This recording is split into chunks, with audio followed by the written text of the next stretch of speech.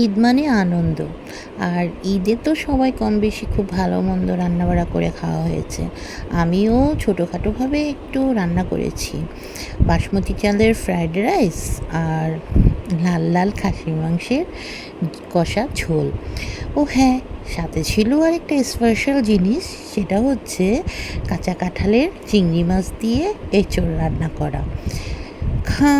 রান্নাগুলো খুব জমিয়ে হয়েছিল, খাওয়াটাও খুব মজা করে খেয়েছি।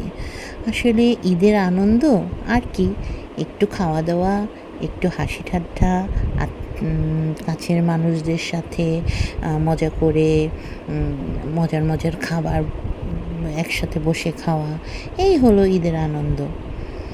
যাক, এখন সবাই তো মনে হয় কম বেশি ঈদের আনন্দটা খুব সুন্দরভাবে উপভোগ করেছেন। ঈদও চলে গিয়েছে, কিন্তু আমার ভিডিওটা দিতে একটু দেরি হয়ে গেল।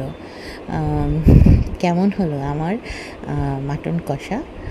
প্লিজ আমার পেজটাকে একটু সবাই ফলো করে দেবেন, সাবস্ক্রাইব করে দেবেন, লাইক কমেন্ট করবেন।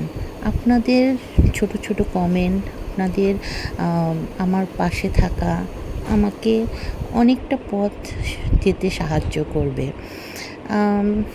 আমি জানি আমি হয়তো সবার মতো অত অভিজ্ঞ নই, কিন্তু আমি চেষ্টা করছি যে একটু সুন্দর করে ভিডিও করে আপনাদের কাছে উপস্থাপন করার।